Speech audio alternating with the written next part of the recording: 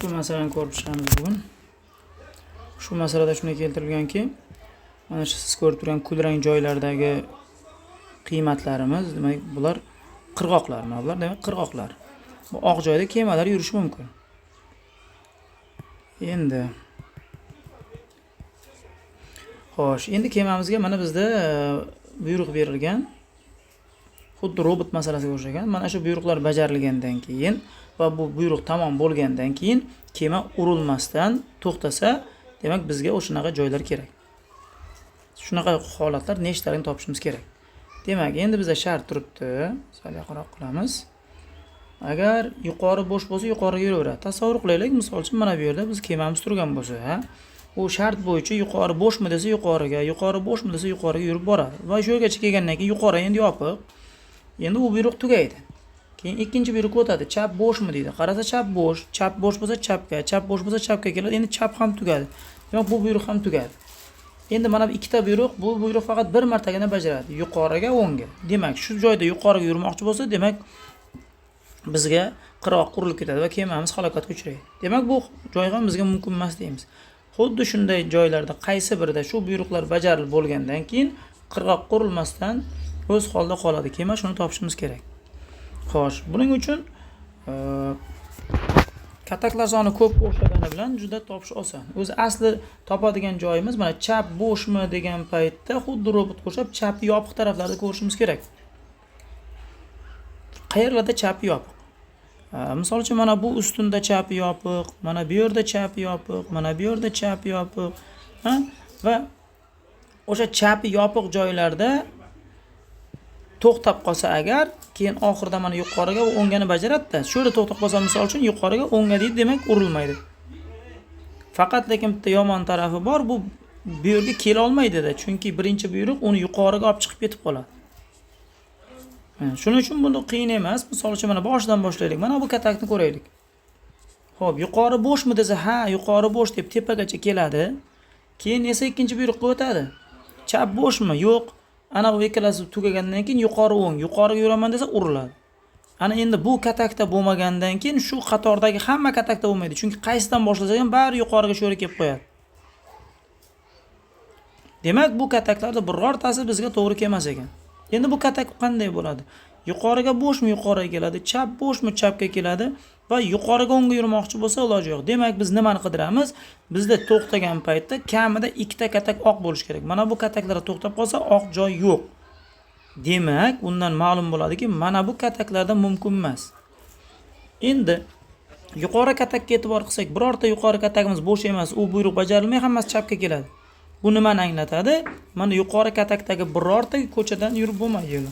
Chunki mana bu yerda turgan bo'lsa, yuqori tomon bo'shmi deydi, yo'q bo'sh emas. Demak, chap tomon bo'sh deb mana bu yerga kelib to'xtaydi va yuqoriga o'ngga yura olmaydi. Shuni bildiradiki, demak tepa tarafimizda birortasida ham yurib bo'lmaydi. Endi mana bu ham xuddi shunday hisoblanadi. Ustozlar, agar e'tibor qilsak, chunki bu ham birinchi yuqori bo'shmi degan yuqori kelib olib, keyin shu bilan oxiriga ketib qoladi.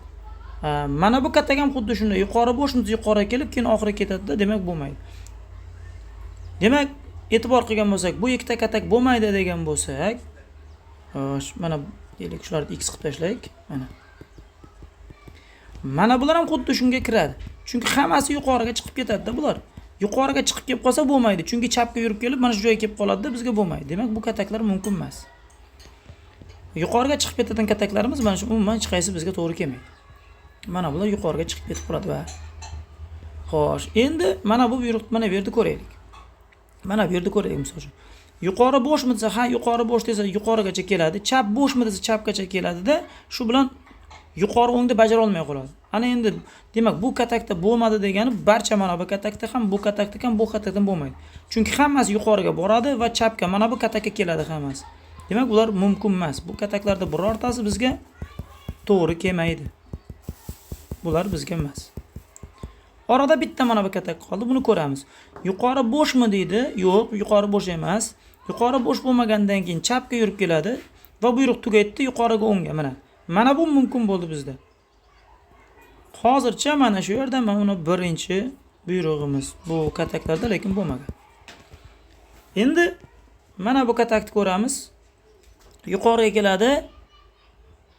to'xtaydi, chapga kelib to'xtaydi, yuqori yurib o'ng yuradigan joyi yo'q.